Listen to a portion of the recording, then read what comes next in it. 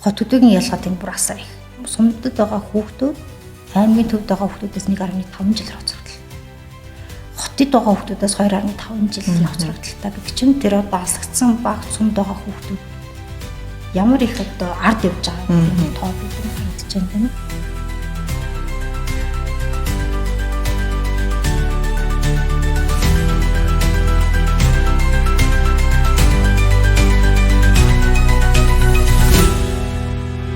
Сайн байцгаана уу? Нүби хүүхдийн сангийн подкастт тавтай морил. Энэ 7 хоногийн дугаарт маань манай байгууллагын боловсролын ахлах мэргэжилтэнд Цэрэн Адмидгч маань ирсэн байна. За цаг гаргаад бид нартай ярилцж аваад баярлалаа. Баярлалаа. Нэг өглөөний мэндийг өргөе. Бас урьсан баярлалаа. Баярлалаа. Эхний асуултаа илүү хөөхөн талаас нь асууя гэж бодож байна. Та ямар мэргэжилттэй вэ? Боловсролын салбарт тэр дундаа Нүби хүүхдийн санг яагаад сонгож ажиллах болсон бэ? Урт түүхээ гэх юм уу да. За миний үндсэн мэргэжил бол эдийн засгч мэргэжилтэй. Би Unitec-т бакалавра эдийн засгийн чиглэлээр хийсэн. Тэгээд дараа нь би Японд магистр хийхдээ одоо яг International Development би хөгжлийн салбар руу орж тэрэн дундаа би одоо боловсрал багасаа сонирхолтой байсан учраас яг энэ боловсролынхаа тал руу илүү мэргэшээ гэдэг утгаараа магистра боловсролын чиглэлээр хийгээд боловсролын эдийн засгаар магистр хамгаалсан байж байгаа. Анх гадагшаа явж сурах бол миний өрөөсөө бага юм мөрөөдөл. За тэгээд тэр мөрөөдөлтөд хүрэхийн тулд одоо багасаа жинхэнэ одоо гүрийж сурдсан хүүхдийн нэг гэх юм уу да хүүхд болгоно өөр өөртөө сурах өөр арга барил тавьдаг. За миний хувьд бол ерөөсөө хичээнгүйлэх нь бол миний нэг арга барил байж таарсан. Гадагшаа явахдаа мэдээж хүн болгон санхүүгийн боломж бол байхгүй. Тийм болохоор би тэтгэлгээр сурахыг эрмэлзэж байлаа. Тэгээд гадагшаа сурна гэдэг зорилгоо тавиад өдөр болгон ялангуяа тэрэнд чинь англи хэл маш их чухал учраас 10 жил байхасаа л англи хэл анх үзэж ирсэн учраас ахуулаад англи хэлийг өөрөө бие даан сурч сайжруулах талаар нэлээд анхаарч өглөө болгон эртлэн босож одоо англи хэлийг хийж оройдоо ирээд дахиад англи хэлийг их мэдвэр өөрлөл цаагаараа би яг тэр тэтгэл авах шаалтанд тэмцэх бэлтгэлээ би бас нэлээд олон жил хийж агаад тэгээд азар одоо анх ирээд сурах тэтгэлээр сурах боломж олдоод дараа нь буцаж ирснийхаа дараа тунгадлуугаар бас Японд тэтгэлээр сурах боломж гарсан.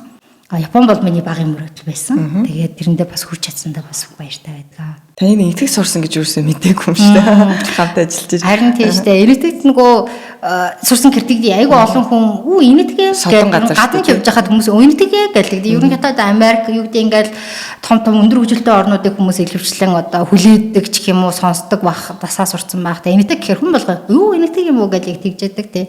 Анх энэтэгт очиход бол бас би өөрөө ч энэтгийн талаар яг үндэ мэдлэг туршлага багтаа тэр чин дөнгөж 10 жил төгсөө шахуу явж исэн хүүхэд болохоор очижсэн байлаа. Гэхдээ энэтэг гэдэг бол агуу том гүрэн, том эдийн засаг тийм ээ маш их олон янз янзын соёлыг агуулсан маш дотор олон одоо үндэстэн ястангуудтай тэр бүр өөр өөрсдийн онцлогуудтай том соёлтой улс орн гэж хардаг. Тэгээ энэтэг бол хүнд юм дасан зохицох чадварыг ер нь олгож чаддаг гэж би бол боддог.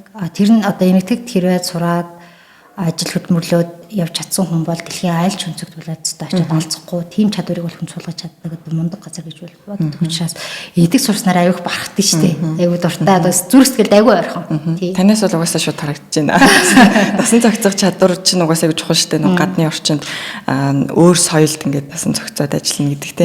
Ялангуяа нөгөө бид нар шиг юм олон улсын байгууллагад ажиллаж байгаа өөр олон үндэсний хүмүүстэй хамтарч ажилладаг хүмүүст бол бас нэг тэргүүний чухал ур чадвар зөөлөн ур чадвар гэж ярьдаг те юм шиг санагддаг. Та нөгөө салбартаа олон жил ажилласан учраас олон орнуудаар ингэж явж ажиллаж исэн. Миний мэдхээр Бангкокийн ЮНЕСКОгийн бүсийн офис дээр ажиллаж исэн. За мөн манай байгууллагаас ажилтнуудаа олгодог нэг гой боломж нь бусад улс орны Нүби хүүхдийн санд бас яг мэргэжлэр очиж ажиллах юм нөө солилцооны хөтөлбөрүүд байдаг те. Миний мэдхээр та нөө Барбадост очиж ажиллаж исэн. Бас миний мэдэхгүй зөндөө улсууд байгаа бах. Ер нь ингээд гадны улсад нэг Монгол одоо юм залуу мэргэжилтэнтэй очиод мэргэжлэрээ олон улсын бас мэргэжлийн хүмүүстэй ингээд зэрэгцээд ажиллахад Монгол хүн талаасаа танд ямар байсан бэ? Сая та нөө энэтхгийг ингээд ярьсан те. Улс орон болгоны онцлог бас хүүхдүүдэд нь тулгарч байгаа асуудал тэрийг шийдэж байгаа шийдлүүд нь айгүй өөр байдаг бах. Манай сонсогчдод бас сонирхолтой байж магадгүй та тэр талаар хуваалцж өгвөл. Санал нэг байна. Өөрөлд дээр нөгөө дасан зохицох чадвар бол дэлхийн одоо ялан гадны улс оронд явхад бол маш чухал чадвар байдаг юм байна гэдгийг бол биесээ өөрийн биеэр бас мэдэрсэн хүний нэг байгаа. Магадгүй ЮНЕСКО тэгээд дээрээс нь сая ЮНИСЕФ буюу манай энэ байгууллагад орсноос хойш хийсэн олж авсан туршлагуудыг хэлхээс өмнө магадгүй нүүбд анх яаж орчихсон тухай бас нэг давчид хэлье гэж бодлоо. Баг насуудлыг энэ хавьд өнгөрсөн би баг тойргийн хүүхэд. Тэгээд яг одоо яг энэ манай нүүбийн барьж байгаа энэ гудамж чинь маш тайван. Одоо ч гэсэн тийм л да. Гэхдээ яг урд нь бол бүр намайг жоохон бохот бол бүр тайван. Тэгээд энийг чи би ингээл дугуй унаад алхдаг байсан. Тэр үед л надад ерөөсөө нүүбд орно гэдэг их гоё. Гэхдээ яг яагаад гэдэг би бүр мэдэхгүй. Тэгэхээр нүүбл гэхэр л гоё тийм мэдрэмж надад төрдөг байсан. За тэгээд мэдээж бага нас яваад өсвөр наснд очиод шүү карьер энэ төр бодоод ирэх үед бол нүүбийн талаар бага зэргийн ойлголтууд нэмэгдээд тэгээд тэр үед бол миний яг нүүбд орё гэдэг бол мөрөөдөл бол ерөөсөө ингээд баттай зориг болж ирсэн. Тэгээд одоо дөрөв би хэлжсэн анх одоо ингээд гадагшаа сурах сэтгэлгээр явах янз бүрийн туршлага хуримтлуулах тодорхой нэг сэдвээр юу чиглэлээр мэрэгших энэ төр бол ерөөсөө л эцсийн зорилгоор би нүүбд л орох байсан. Тэгээд миний хичээл зүтгэлийн үр дүнд гэхүүдээ яг нүүбд анх одоо орох боломж надад Японд сурж явах явцад ерөөхдөө сургалтынхаа сүүлийн хэсэг дээр явж байхад яг ЮНЕСКОгийн Бангкок дахь бүсийн оффист ажиллах тийм боломж гарсан байж байгаа. Сонгуул шалралтанд ороод авсан ажилласан. Тэгээд ЮНЕСКОд би 5.5 билүү бараг 5-6 жил ажилласан. Зөв ЮНЕСКОгоос надад одоо хүртэл ингээд санаанд нас гардггүй нэг туршлага бол юмд уян хатан байж сурах, юмд нээлттэй байж сурах гэдэг энэ хоёрыг бол би бүр ЮНЕСКОд удаагүй байж байгаад яг өөртөө ингээд ян толгойд ортлыг мэдэрч байсан. Тэ ягаад бол тэр болтол ажлын туршлага бага байлаа. Бүхэл юмыг нөгөө залуу халуун байлаа гэдэг шиг те юм бүх юм яг өөрийнхөө төлөвснөөр хийх гээд одоо ажил бол яг л өнөөдөр би нэг А гэдэг дуусгах хэрэгтэйсэн бол энэ А гэдгээр л явах хэрэгтэй гэдэг зарчмаар байдаг байсан бол яг ингээд ажил дээр газар дээр буугаад ингээд хүмүүстэй хамтарч ажиллахад бол юм болгон тэгж явдаггүй яагаадгүй л энэ зөвхөн чиний ажил биш энэ чинь бол нийт олоныг хамарж байгаа ажил учраас хизээч яг төлөвснөр заах байх албатай биш мэдээж явуулсан. Гэтэ явахгүй бол бас асуудалгүй. Хоёрт боломж нь юу вэ? Гуравт хувилбар нь юу вэ гэдгийг бодож үзэх хэрэгтэй байна гэдэг том мессежийг би авч ясна ерөөсөө мартдаггүй. Тэгэхээр ЮНЕСКО дээр тусмаа Бангкокт ажиллахад бол мэдээж үнэхээр сайхан туршлага болсон. Түүний дараа яг нүүбийн яг 5-6 жил ажил нэг ингээд нөгөө чиглэлээр ажиллаад ирэхээр яг тодорхой хэмжээний дараа хүмүүс чинь ингээд өөр юм хиймээр санагддаг, өөргөө сорж үзмээр санагддаг яг тийм мэдрэмж төрдөг юм байлээ. Тэгээд яг одоо яг л нэг бас нэг жоохон өөрчлөлт хийх цаг болж гэнэ үү да гэдэг яг мэдрэмж төрөөд яж явах үед бол яг энэ одоо миний энэ ажиллаж байгаа нүүбийн хүүхдийн сан Монгол дахь нүүбийн хүүхдийн сангийн босрал яалах мөрчлөлтөн гэсэн энэ мессежийг зарлагдсан байсан. Тэгээд энэ маань нэг зарлагдаад тэгээд хоёр дахь зарлагдсан дээр би орж ирж байсан санагдаж байна. Тэгээд одоо ч би ороод 2 баг 5 6 жил гарсан болчихж байгаа юм шүү дээ. 19 онд анхаад орж ирж байсан. Тэгээд мэдээж бол бас айгүй баяр хүртээгөр мэдээ хүлээж авсан. Сонгон шалгуултанд нь ороод ягаад гэвэл эн чинь хүүхдийн байгууллага гэдэг бол зүрх сэтгэл маш ойрхон байсан. За тэгээд түрүүн өөрийн чинь дурдсан яг энэ манай нүүбийн хүүхдийн сангийн нэг давуу тал бол одоо ажилчдынхаа карьерийг сайжруулахад төрөл бүрийн одоо боломжуудыг гаргаж өгдөг давуу талтай. Тэрний нэг хөтөлбөрт нь одоо би хамрагдаж Карибын тэнгист байдаг нүүбийн хүүхдийн сангийн multi country office гэдэг хэд хэдэн улсуудыг нэгтгэсэн тэр салбарт 3 сар гарсан хугацаанд бас тэдний боловсролын одоо багийн ахлагчаар ажиллаад ирсэн байж байгаа. Тэгээд Барбадос бол өөрөө одоо өндөр хүчтэй орны тоонд явдаг эдийн засгийнхаа индексээр манайхаас шал өөр арлын улс Карибын тэнгист оршдог жижигхэн улс байж байгаа. Тэгээд эдгээр Барбадос офис маань өөрөө зөвхөн Барбадост одоо байрлаж байгаа ч гэсэн тэр хавийнхаа 12 арлын жижиг улсуудыг хамруулж ингэж үйл ажиллагаа явуулж идэг. Манайхаас бүр тасан эсрэг одоо шал өөр байдлаар үйл ажиллагаа явуулдаг гэдэг нь бол тодорхой байсан. Жишээ нь Монголын хувьд бол ингээд нүүбийн хүүхдийн сан маань яг хүүхдийнхаа хэрэгцээ шаардлагаар үндэслээд үндсэн 5 хөтөлбөрийг бол хэрэгжүүлж явдаг шүү дээ. Эрүүл мэнд, боловсрол, хүүхэд хамгаалал, ус ариун цэвэр эрүүл ахуй, тэгээд нийгмийн хамгаалалт, нийгмийн бодлого гэдэг. За гэтэл тэнд бол 3 одоо боловсрол хамгийн том хөтөлбөр нээсэн. Эрүүл мэндийн хөтөлбөр байхгүй, ууш буюу ус ариун цэвэр эрүүл ахуй байхгүй. Тэгээд юу нийгмийн хамгаалал, нийгмийн бодлогын хөтөлбөр, тэгээд хүүхэд хамгаалал гэдэг ингээд үндсэн 3 хөтөлбөр дээр фокуслж явдаг юм байлаа. Тэгээд тухайн нөгөө арлын тэр улсуудын чинь хамгийн том өнөөдөр тулгарч байгаа асуудал бол уур амьсгалын хөгжлөлт. Одоо биднээс илүүтэйгээр тийм бидэрт маргааш ирж байгаа бол тэр хүмүүс өнөөдөр ирж байгаа асуудал байгаа байхгүй.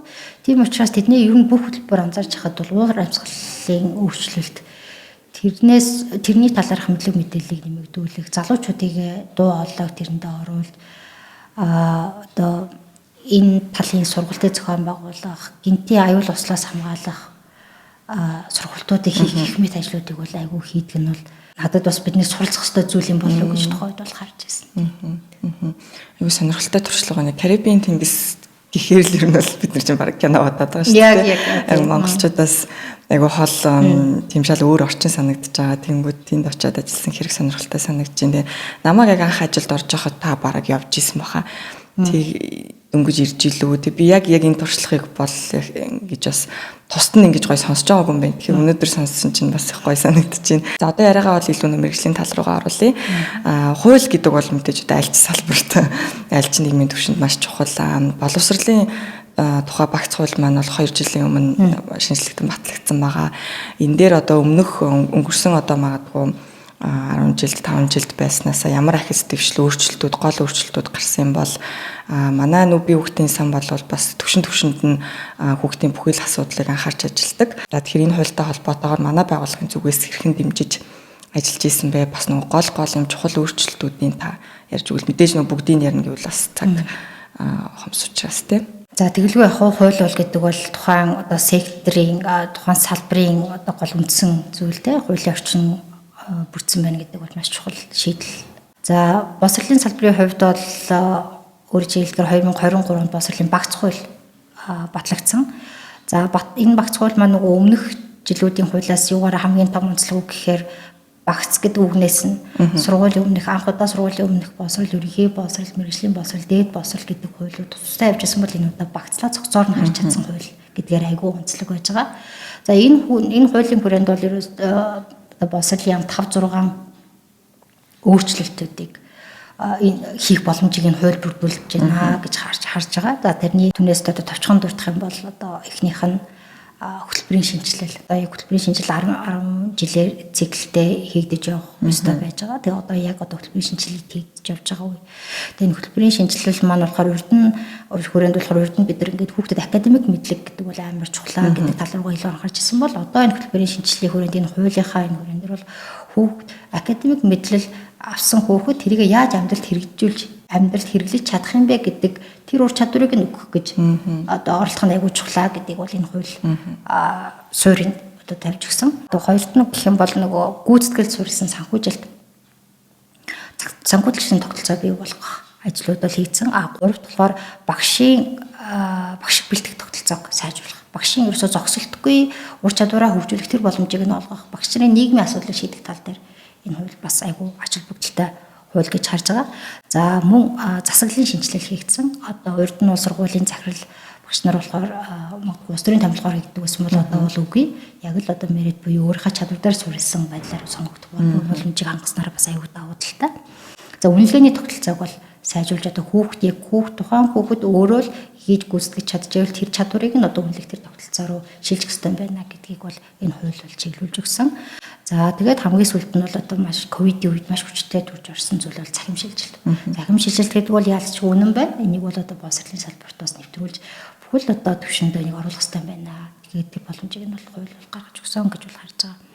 За нүүбийн хүүхдийн сангийн мэргэжилтэн за болон одоо хувь хүн талаасаа би энэ хуулийг билүү онцолж одоо баярлж байгаа илүү зүйл нь болохоор ерөөсөө хүүхэд хаана байгаагаас үл хамааран хөдөө хот байгаас үл хамааран хөгжлийн ямар ялгаатай хэрэгцээтэй байгаагаас үл харгалзан чанартай боловсролыг хүргэх боломжийг нь олгож байгаа. Гол энэ хууль бол миний хувьд бол хамгийн онцлог бол санагдаж байгаа. Хууль дээр бол тэг шамруулан сургах боловсрол гэдэг бол тусгаалan бүлэг бол орж ирсэн. Тэр нь сургуулийн өмнөөс ахуулаад одоо дээр боловсрол хүртэлх тийм ээ. Тэгэхээр бидний дандаа одоо хоцрогдох гээд ах магадлалтай нөгөө аслагдсан малчин өрхийн хүүхдүүд ч гэдэг юм уу сурлагын хоцрогдолд орсон хүүхдүүд хөгжлийн бэрхшээлтэй гэдэг тэр хүүхдүүдийг маань одоо бас орхитуулахгүйгээр одоо боловсрол чанартай боловсрол олох нь чухал юм а гэдэг бол энэ хууль гаргаж өгснөөр хамгийн том одоо давуу тал ололтуулаа гэж би хуулийг өөрийнхөө зүгээс л харж байгаа. Тэгээ нүүбийн хүүхдийн сангийн хувьд бол мэдээж боловсролын хамтаа маш олон жил хамтарч ирсэн туршлагатай байгууллага байж байгаа. Яг одоо саяын дурдсан 5-6 одоо реформын шинжилгээний хүрээнд бол бас тодорхой хэмжээнд хамтарч ажиллаж ирсэн. Зүгээр тэрэн дундаа би яг хоёрыг нь дурдах юм бол нөө бүгдийн сан тэг саман сурах боловсролын чиглэлээр бол маш одоо их ажлуудыг хийгдсэн. Сайн туршлагуудыг гаргаж ирсэн. Сургалтуудыг хийсэн, хүний нөөцийг сайжруулах ажлуудыг хийсэн.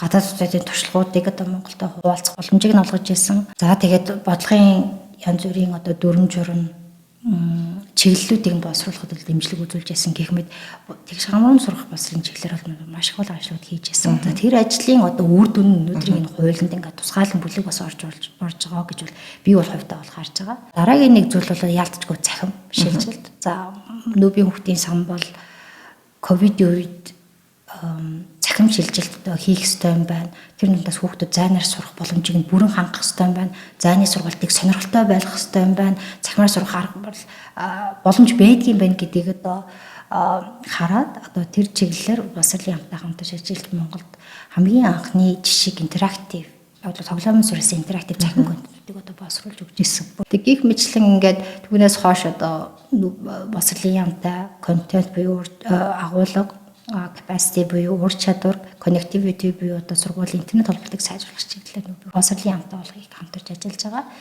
Тэгээд энэ ажлуудын маань бас үр дүнд одоо ялцчгүй хууль цахим шилжилт гэдэг бол маш том чухал зүйл шүү. Ийм бол нэг одоо сургалтын арга зүйд энэ бол заавал байх ёстой маа гэдэг нь ойлгосон бидний бас одоо хамтын ажиллагааны нэг үр дүн байгаа болов гэж харж байгаа. Хууль бол нөгөө айгүй том зургаар нь харж байгаа тий бодлогын түвшин тэгээд одоо нөгөө бид нэр их ярьдаг enabling environment гэдэг англи дээр орчин нөхцөлийг бүрдүүлж өгч байгаа. Тэгэнгүүт нөгөө зөвхөн одоо хууль батлагдаа зогсохгүй түүнийг дагсан бодлого дүрм журм за тэгээд хэрэгжилтийг нь дэмжсэн ийм хөтөлбөрүүд бас их чухал гэдэг юм санагддаг. Та бас түрүүн нөгөө бодлого дүрм журм дээр нүүб хүүхдийн сан яаж дэмжиж салбарынхаа яамыг дэмжиж ажиллаж байсныг ярьлаа.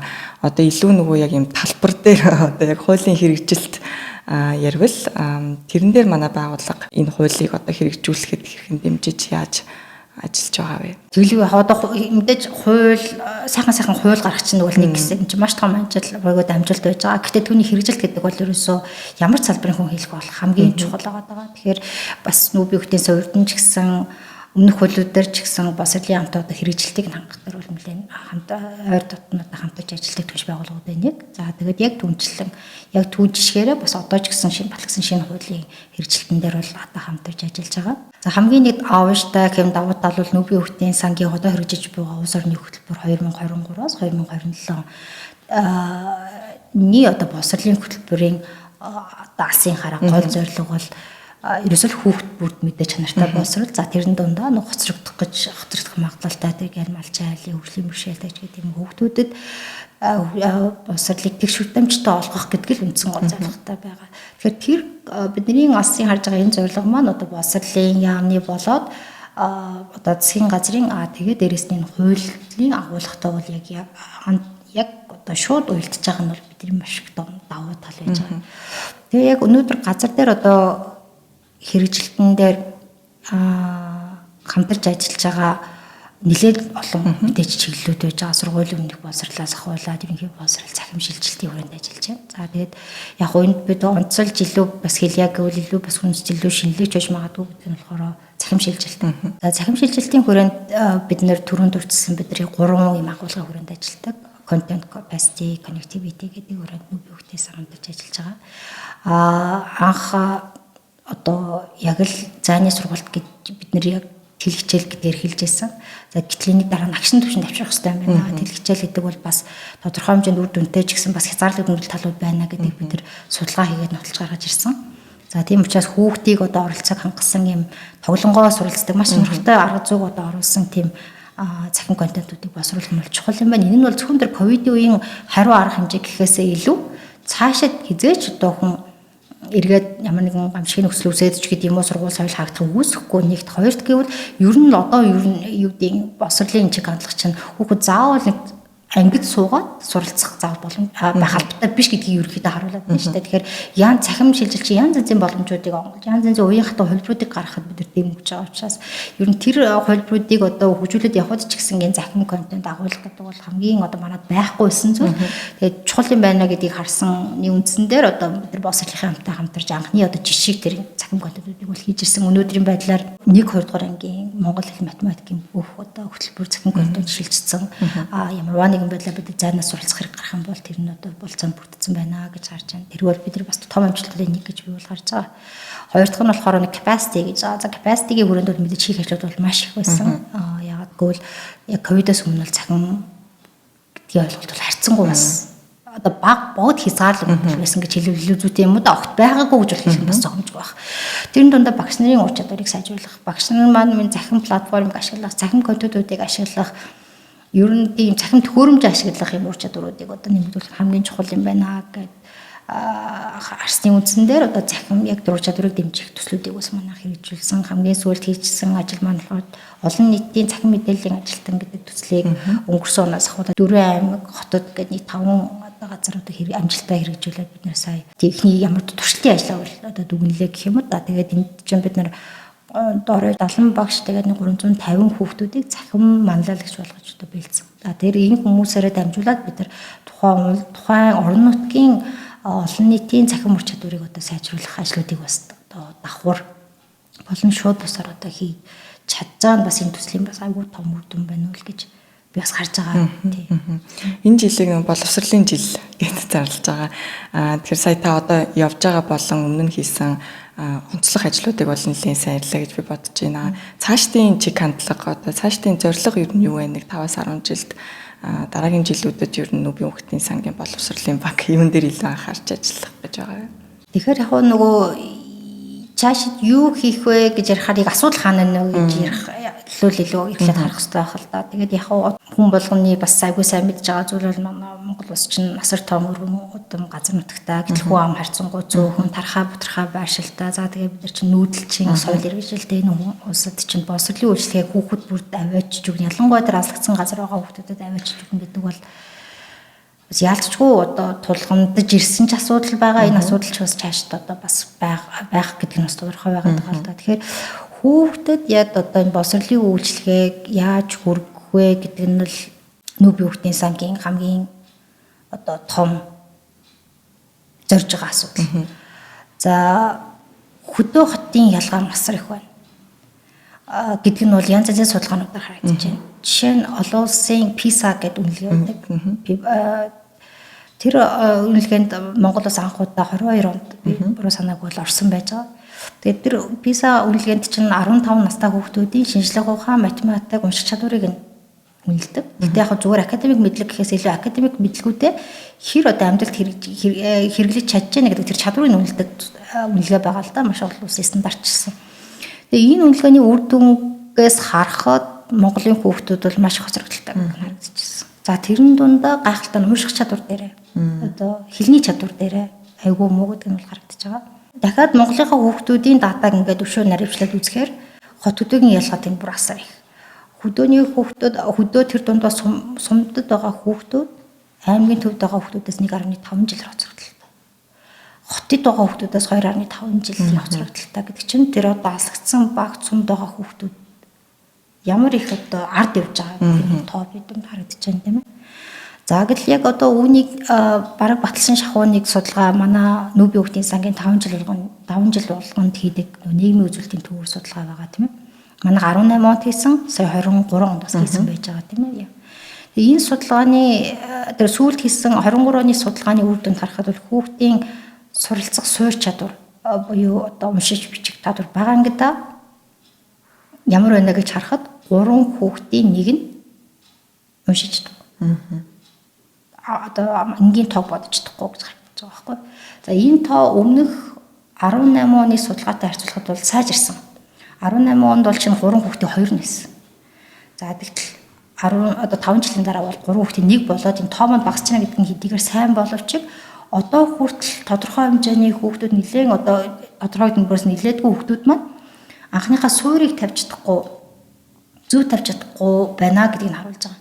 За гэтэл энэ нь болохоор PISA-гийн тэр түрүүн ярьсан үнэлгээтэй шууд ойлж байгаа. Ер нь бол PISA-гийн тэр 15 настай хүүхэд унших чадвар нь муу байна гэдэг нь бол яагаад вэ гэдэг мэдээж олон факторууд бол байгаа, хүчин зүйлүүд байгаа гэж харж байгаа ч гэсэн тэрний нэг нь болохоор хүүхэд суурэ зөв тавиагүй. Тэгээ хүүхэд суурэ зөв тавихгүй болохоор ингээд дараагийнхаа төвшөнд өгөхсөктөө гүйцэж чадахгүй тийм нөхцөл хүрээд. Ер нь хүүхдийг бол 3 дугаар анги гэхэд унших чадвар нь бол төлөвлөсөн байх хэрэгтэй. Тэр чадахгүй бол тэр хүүхэд бол хосроглол орох магадлалтай гэж үздэг байж байгаа. Тэгэхээр тэр суур чадвар нь бол одоо Монголд бол муу байна. Тэгэхээр энэ тал руу бол манайх бас мэдээж одоо чиглэсэн үйл ажиллагаанууд явуулах нь бол маш чухал. Одоо ч гэсэн бас тодорхой хэмжээний туршилтуудыг ч гэх юм уу санаачлалуудыг бол хийгээд явж байгаа ч гэсэн энийг бол илүү өргөнд далаацтай бас хийх нь чухал гэж бол харж байгаа. Түүний одоо бас нэг жишээ бол бид нар бас багийн баг сургууль гэдэг санаачлагыг хийгээд босрлын амтаа бол хувийн сектор төлөөлөлтөйгээ одоо санаачлаг хийгээ явж байгаа. Яг одоо энэ ажлын нийт өрнөж байна. Тэгээ энэ багийн баг сургуулийн чинь гол ерөөсөө зорилго бол хүүхдэд гэрт нь ойрхон тийм босрлын боломжийг, босрлын үйлчлэг авах боломжийг нь олгох юм. Олоход гол зорж байгаа. Тэгээд тэрнийхээ хүрээнд бид нар ямар техник байдлаар нэг 4 сургуулийг төлөвлөжсөн одоо ажлын явдлыг хийгдээ явж байгаа. Маш их хүчин чармаалтын үр дүнд бол ахиц гарч ийн. Гэхдээ дахиад хийх ажил бол бас зөндөө байна. Мэдээж асар тийм. Ерөнхийдөө битэрийн яриа бол өндөрлөх тал руугаа явж байна. Одоо сүлч юу гэдэг шиг ерөнхийдөө манай үзэгчид одоо боловсролын салбарын эцэг эхчүүд бас залуучууд их үздэг. Тэгэхээр таны ярианаас тэр хүмүүс юуг ойлгосоо гэж та хүсэж байгаа вэ? Гол мессежээ хэлвэл. Яг зүгээр яг миний яриан цав шууд бол дурддаггүй байх. Гэхдээ ер нь энд бас мэрэгчлэнгүүд ч ярьдаг нэг гол зүйл байгаа бол эцэг эхийн оролцоо маш чухал гэдгийг. Манайхан нөгөө сургууль, боловсролын салбар багш нартай хүүхдүүдийнхаа боловсролыг хэд их даатгачдаг тийм хандлагатай. Тэгэд энэ хандлагад бид их өөрчлөлт санагдаад байгаа. Одоо түрүүний нөгөө дурдчихсан нийгмийн үзүүлэлтийн төвөр судалгаа 2023-ийн үр дүн ч гэсэн тэрийг харуулсан. Эцэг эхчүүдийн сургуулийн үйл ажиллагаанд оролцох хүүхдийнхаа суралцах үйл ажиллагаанд оролцох оролцоо одоо хүртэл маш муу. 5 жилийн 2 судалгааны 5 жилийн дунджийг харахад бол ерөөсөө өөрчлөлт ороогүй гэж болно. Буруу санааг бол 21% нь л одоо сургуулийн үйл ажиллагаанд тодорхой хэмжээгээр оролцдог гэсэн тийм дата гарч ирж байгаа байхгүй. Тэгээд тэрэн дундаа яг ингээд аймаг бүсүүдээр ингэж авч үзэхэд нэг баруун аймгийнхан нэг арай жоохон сайжралттай, нэг 10% сайжралттай. Гэтэл одоо бусад бүсүүд болон Улаанбаатар бол эсрэгээр одоо ууралттай гэсэн дүгнэлт бол гарч ирж байсан. Тэгэхээр энэс яг юу гэж харж байгаа нэг үзэгчүүд бол хүүхдүүдийнхаа одоо ирээдүй өөрөө нь одоо эрдэм боловсролыг хэд их салбарт хүүхдэд багшрт одоо найдах хандлага нь бол харагдаад хэд даатгсан байдлаар харагдаад байна л гэж хараад байгаа. Тэгэхээр гэтэл хүүхдүүдтэй эцэгчүүдтэй ойрхон суралцгаа хүүхдүүд бол хайр халамжийг мэдрэнгээ суралцах тийм ээ. Анхаарал ээж аваас анхаарлаад ирж байгаа мэдээ суралцахад бол хүүхдүүд маш их хэрэг байдаг. Тэгэхээр энэ тал чиглэлээр ч бас нүүбийн хүүхдийн сан одоо бас ол манай тусад олон хүүхдүүд бол ажиллах гэж бас хичээж байгаа. Тэгээд энэ дээр бас эцэгчүүд бол энэ бас анхаарал сайл гэж гол нь хүсмээр байна. Тэгээ бас дараагийн нэг мессеж бол одоо биний түрүүний нэг дурдж байгаа зүйл бол хүүхдийн тэр суур чадварууд дээр бид ерөөсөө анхаардаг.